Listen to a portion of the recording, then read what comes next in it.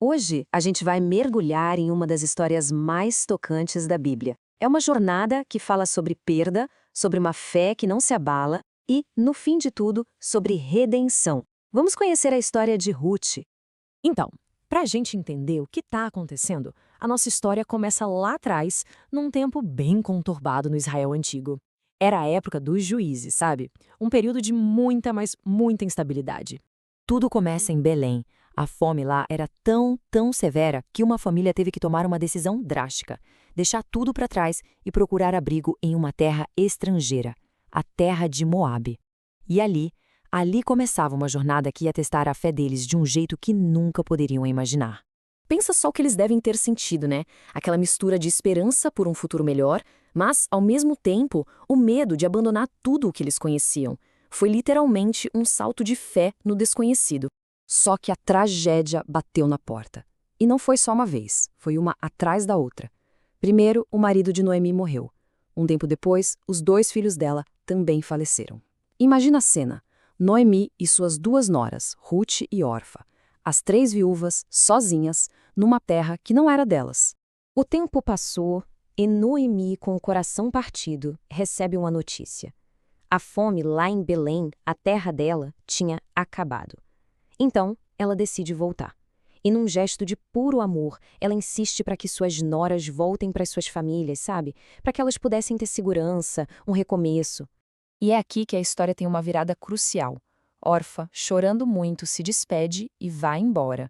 Mas Ruth se recusa a ir. Ela não sai do lado de Noemi. Pensa bem, naquela época, uma mulher sem marido ou família não tinha quase nada. A escolha de Ruth ia contra toda a lógica. E as palavras de Ruth, nossa, elas ecoam até hoje. Não foi só um juramento de lealdade, sabe? Foi muito mais. Foi abraçar um novo povo, uma nova fé e um futuro completamente incerto, tudo isso por amor àquela mulher que ela via como uma mãe. E assim, as duas seguiram viagem e chegaram em Belém. Elas só tinham uma a outra. Eram vistas como estrangeiras, pobres, naquela cidade que um dia tinha sido o lar de Noemi. Para conseguir se sustentar, Ruth começou a fazer um trabalho muito humilde. Ela ia aos campos depois da colheita para pegar as espigas que sobravam, um trabalho que era destinado aos mais pobres. Mas ela fazia isso sem vergonha nenhuma, com uma dignidade, uma dedicação que chamava a atenção. E aí, por uma daquelas coisas que a gente chama de providência, ela acaba indo trabalhar justo no campo de um homem chamado Boaz. Ele era um homem bom, respeitado e que, por acaso, era parente do falecido marido de Noemi. Ruth nem imaginava, mas aquele encontro ia mudar a vida dela para sempre. O interessante é que Boaz não enxergou só uma viúva estrangeira e pobre. Não, ele viu o caráter dela. Ele viu a lealdade incrível que ela tinha por Noemi, o quanto ela trabalhava duro, a humildade dela. E, tocado por tudo isso, ele não só oferece proteção, ele faz muito mais.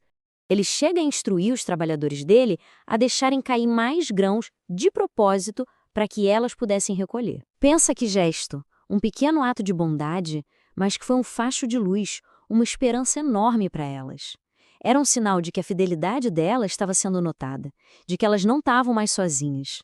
E essa atitude de Boaz nos leva a um costume muito bonito daquela época em Israel. Um costume que vai ser a chave para virar o jogo na vida de Ruth e Noemi. Era o papel do que eles chamavam de parente resgatador, ou seja, um parente homem que tinha a responsabilidade de proteger uma família que estava passando por necessidade. E Boaz, sendo parente, tinha essa oportunidade. Ele podia cumprir esse papel, resgatar a família de Noemi e restaurar tudo que elas tinham perdido. E é exatamente isso que ele faz. Boaz se casa com Ruth. E essa união é muito mais que uma história de amor, entende? É um símbolo poderoso de redenção. Aquele vazio imenso que a perda tinha deixado, agora estava sendo preenchido com alegria, com a esperança de um novo começo. Dessa união nasce um filho, Obed. E a cena mais linda é ver Noemi, aquela mesma Noemi que se sentia amargurada, vazia, agora segurando seu neto no colo. A alegria dela foi completamente restaurada. O ciclo da tristeza se fechou e deu lugar à felicidade. Mas olha só, a história não para por aí. A linhagem deles continua. O filho de Ruth, Obed, se tornou avô do rei Davi, nada menos que o maior rei de Israel. Aquela viúva estrangeira, humilde, através da sua fé e lealdade, se tornou uma ancestral do próprio Messias. É algo grandioso demais. A jornada de Ruth nos ensina uma coisa muito profunda, né? Que os nossos capítulos mais difíceis, aqueles momentos de perda, de desespero, podem ser justamente a base que Deus usa para construir os maiores milagres em nossa vida. No final, a história de Ruth é aquele lembrete que a gente precisa guardar no coração. Nenhuma situação está tão perdida que não possa ser redimida.